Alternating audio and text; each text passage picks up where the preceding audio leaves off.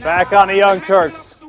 Now we're going to talk a little Afghanistan for you. We've got some updates, but we want to bring in one of the top experts in the country, in my humble opinion. We're going to bring in Matthew Ho. He was a diplomat in Afghanistan before he resigned to protest our policy in Afghanistan.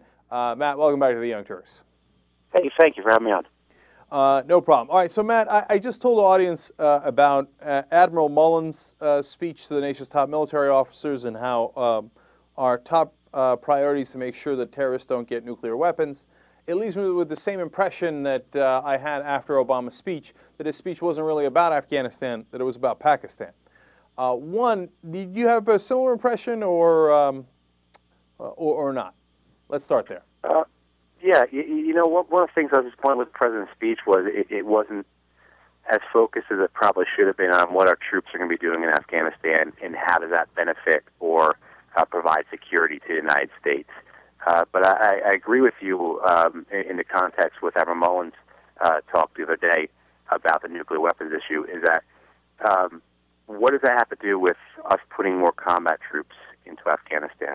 I agree with Admiral Mullen. I agree with the president that there is a threat out there. It has to be taken seriously. We've just seen over the last couple of days with these men who went missing from Virginia and showed up in Pakistan, as well as the guy in Chicago who helped with the Mumbai attacks, that the threat is very real, and it's actually occurring in the United States.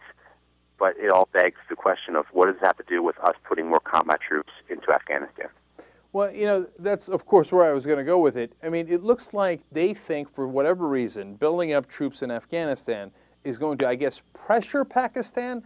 And Matt, what I want to ask you is, do they have a point? I mean, if we basically squeeze down from the north and the Pakistani army is going up from the south, that maybe we could, you know, snuff these guys, some of the top al-Qaeda leadership out, and then we're in a little bit better situation. Is there some military validity to that? No, you know, there's not, and I'm confused about this as well.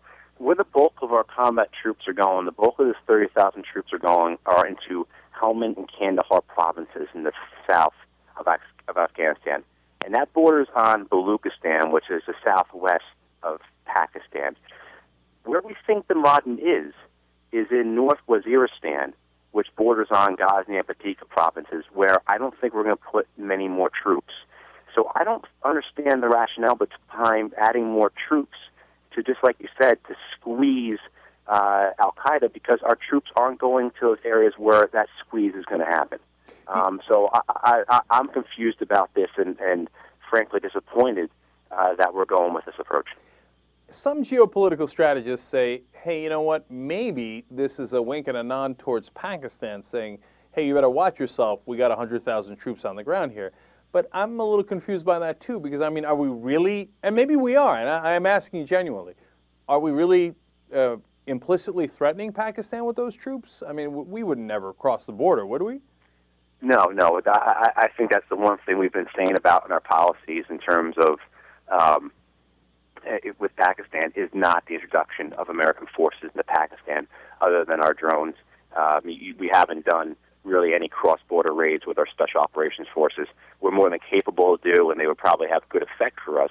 However, we've not done that, and certainly the presence of large amounts of American troops would have the same impact in Pakistan that it's having in Afghanistan. The population will resent it and will rebel against it, and that's why we're not doing it. So we're kind of proving our point, or kind of proving the point of the insurgency of Afghanistan by not introducing troops in Pakistan, because if we did, we'd have the same issues in Pakistan that we now currently face in Afghanistan, where we have a population who fights us primarily because we're there. Matt, each quick aside here, did you see the Prime Minister of Somalia came out and basically asked us to invade him the other day? I did. I mean, again, doesn't that go towards the point of, well, if we don't have boots on the ground in Somalia, why do we have boots on the ground in Afghanistan? It's true. If we don't have, you know, the best line I've heard, and I think it was Congressman McGovern said this, but the best line I've heard so far about kind of encapsulating the whole folly of all this into one sentence is, we're going to spend $100 billion to have 100,000 troops to kill 100 guys in Afghanistan. The idea that somehow we're going to have an effect on Al Qaeda and an organization that is a worldwide effort that recruits worldwide and has operatives primarily in Europe and North Africa, in the United States. Somehow, the fact that we think that American combat brigades are going to have any effect on them is complete folly and really sheer nonsense. We're talking to Matt Ho. He was one of our diplomats in Afghanistan until he resigned over our policy. Matt, so let's go to Obama's motivation here. What do you think he's actually thinking? Does he really believe that we can do an effective counterinsurgency in Afghanistan where we actually turn around the corruption, etc., and at the same time pressure Pakistan? Or is he thinking something else? Because I'm at a little bit of a loss here on that as well. Yeah, I am as well. The first thing why I don't understand that the president doesn't understand this, or his senior advisors aren't advising him this, is we're mistaking what's happening in Afghanistan. We're mistaking an insurgency for a civil war. What they really have there, they have a 35-year-old civil war, and we're calling it an insurgency, and so our approach is completely wrong. We need to go with with an insurgency, you can go with a military solution.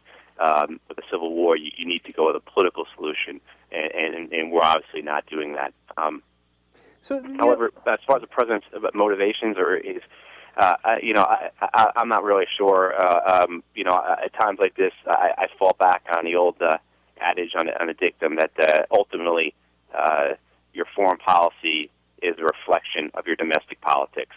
And so I have to believe, and it's cynical, and I don't like to say it, but I have to believe that a lot of what we're doing in Afghanistan is based upon 2012 elections. Yeah, of course, as usual, wrong calculations, because the country is largely, and my guess is will continue to be and will grow to be even more against the Afghanistan war. But in Washington, you don't care what the country thinks, you care what the Republicans think. And so if the Beltway pundits and the Republicans say that you need to escalate in Afghanistan, well, then your options are escalate or escalate more. And he seems to have basically gone in the direction of escalate more. So I want to ask about, again, on whether it's doable, because I don't want to cut off all hope here and say that, hey, you know what, he's already going in that direction, so I hope it works, right? And so I want to see if it has any chance. Washington Post is talking about how the Taliban has a shadow government in some of these provinces, that the government officials of the Karzai government are deeply corrupt, and they're there during the day and they skim off the top as much as possible. And then at night, the Taliban officials come in and they actually adjudicate things on the ground and disputes, etc. One, how much did you see of that when you were in Afghanistan? How true is that? And then number two, how do you fight against that?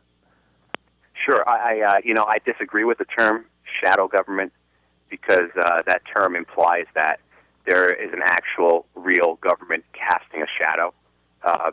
In large parts of the rural south and east of Afghanistan, where our forces are fighting and heavily engaged in combat, there is no central Afghanistan government presence. So the idea of a shadow government is it's a fallacy, because there is no government there. And what you have is the traditional local governments. Last time I spoke to you, we spoke about the concept of valleyism. That's where government tends to reside, is at the lowest level possible, at the valley or village levels.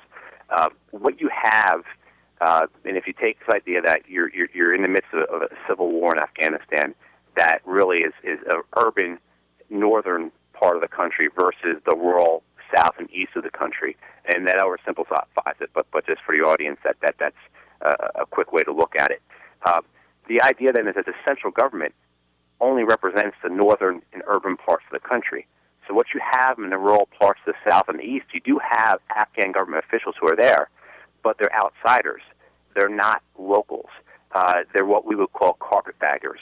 The Afghan government officials I work with, both in the east and the south of the country, they were not from the rural parts of the country. They were from the urban parts of the country, or they were from the Tajik or Uzbek or Hazara ethnicities, different from the Pashtun ethnicities. You basically have this kind of like a red state, blue state phenomenon in Afghanistan. Of course, a much more violent and complex one, but it's similar. So what you see with the Afghan government is, yes, it is present in the country in some extent, but in the rural parts in the south and east where the Taliban are supported, it's it's populated by outsiders, and so the local populations resent that government, and so they rebel against it because it's not there to help them or represent them. It's only there to take from them as they see it.